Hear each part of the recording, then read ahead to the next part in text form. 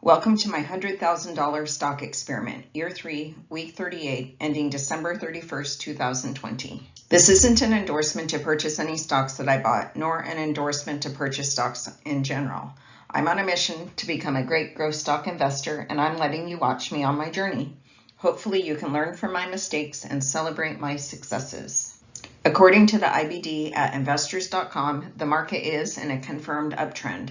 This means if you find a stock that's setting up nicely, it's a good time to be buying. The S&P 500 is up 1.4% for the week. It held above 3,700 all week. Let's see if it can hold this level the first week of 2021. The S&P 500 index closed the week at 3756. I did make one purchase this week, a B1 in Amazon. Every time I purchase a stock, I set a stop limit order as my floor. Initially, that's 8% below the purchase price. But in 2021, I want to limit my losses, so I'm going to look for a better place to put my floor above that 8% limit. Amazon.com, stock symbol AMZN. Amazon is a new addition to my portfolio.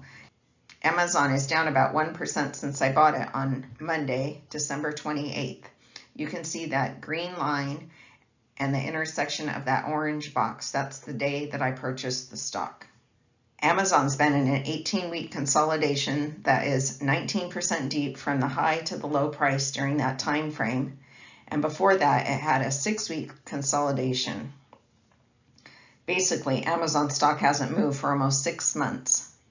I heard a news story about all the freighters waiting to get into port to unload, and I thought about where I'm buying things. Almost all my purchases are coming from Amazon, so I'm expecting this stock to go up. I bought on a day that had a 3.5% price move in an above average volume. I put my floor at 1% below the low of the day that I purchased Amazon. The floor is at 3,140.96. This is slightly below the 50-day simple moving average. I review my charts every week. Retractable Technologies Inc., RVP.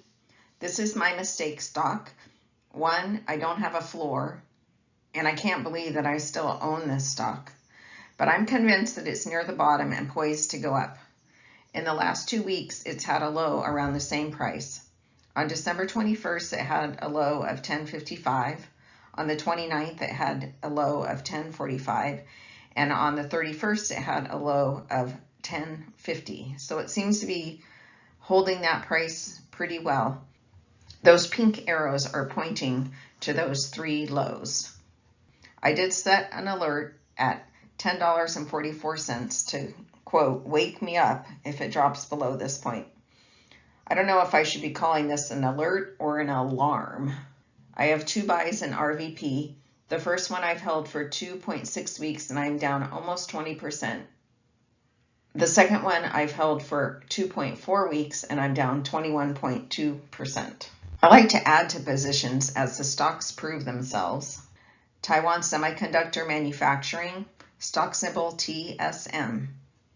TSM finally broke out of a 3 weeks tight pattern and is up 2.9% for the week. I have a B2 in this and I'm thinking of making a B3. The 8-day and the 16-day simple moving average are moving apart again, which is good. And I did raise my floor to the 31-day exponential moving average at 101.96.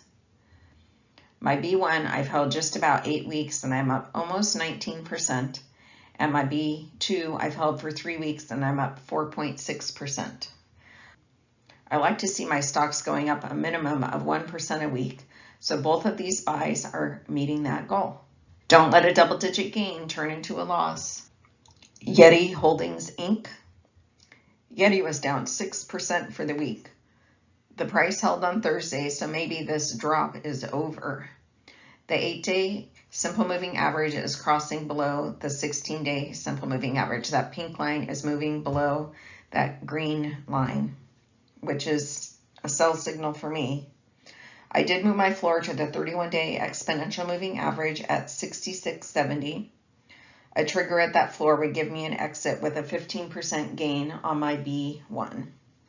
Let's see if this stock can pop back. I have 3 buys in Yeti. My B1 I have held for 6.5 weeks and it's up about 18%.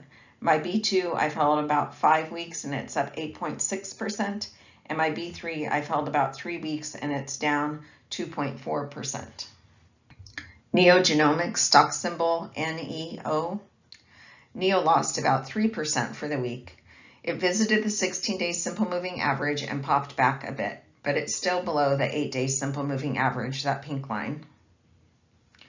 It basically went back to my value from 2 weeks ago on 12/18. I did raise my floor to that 31-day exponential moving average at $50.32, and this stock looks okay for now. It had a tight small price swing on Thursday with a fair amount of volume given that it was a short trading day.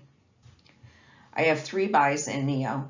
My B1 I've held just over 6 weeks and I'm up 26.3%. My B2 I've held 5.5 weeks and I'm up about 18%. And my B3 I've held for 4.5 weeks and I'm up about 14%. Roku Inc., stock symbol ROKU. Roku has had 5 down days in a row. It closed below the 16-day simple moving average, that diagonal green line. If Roku can't hold the price at $332, then it might be time to sell. It was down 7% for the week. I did raise my floor to the 31-day exponential moving average at $309.34.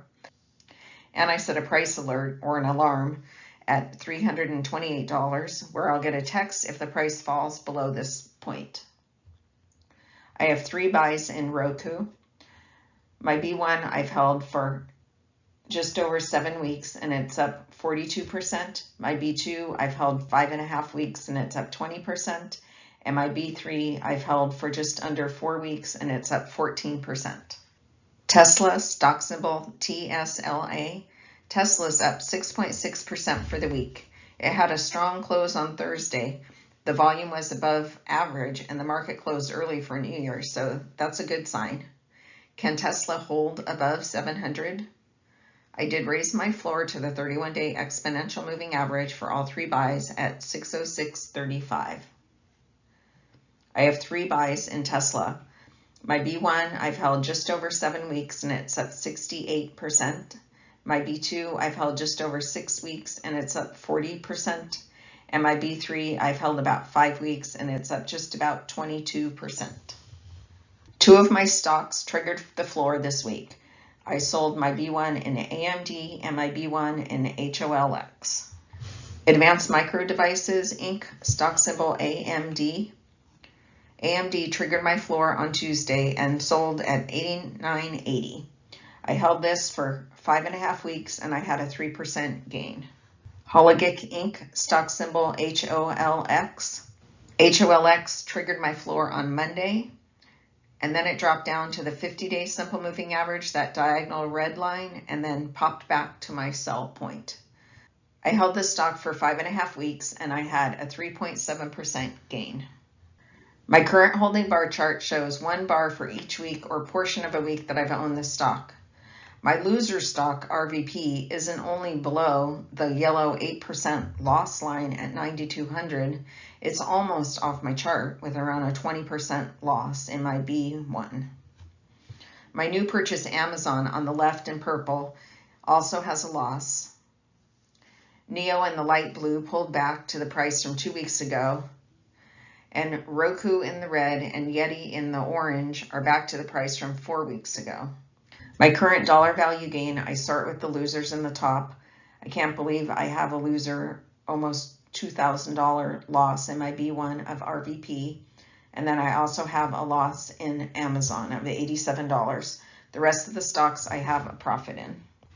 My weekly percentage change, I also start with the lowest value on the top. These are the stocks I need to focus on and take some action, possibly.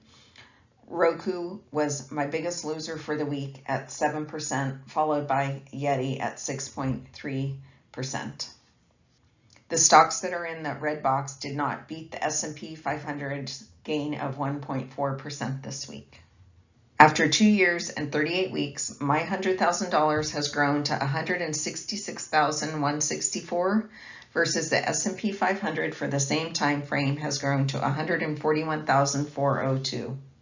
I lost almost 3 weeks in value, not quite as low as my value on 12/11, where that green arrow is, but close. I like to look at where my gains and losses were for the week. This is the change from last week to this week. My current holdings account for a $2,440 loss. Stocks that I sold from last week to this week went down in $547 in value. And my new purchase, I lost $87. I did have $3 for my dividend. That was a gift. But when I look at my current holdings, I lost almost $2,000 in Roku from last week to this week, $1,500 in Yeti from last week to this week, and a loss of around $700 each in both NEO and RVP.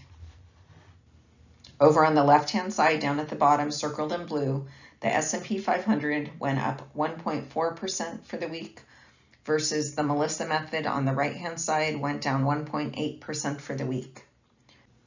My experiment started mid-April, and the S&P 500 for that time frame from mid-April to now has gone up 34.6%, that's circled in yellow, versus the Melissa method over on the right-hand side has only gone up 14.8% for the same time frame.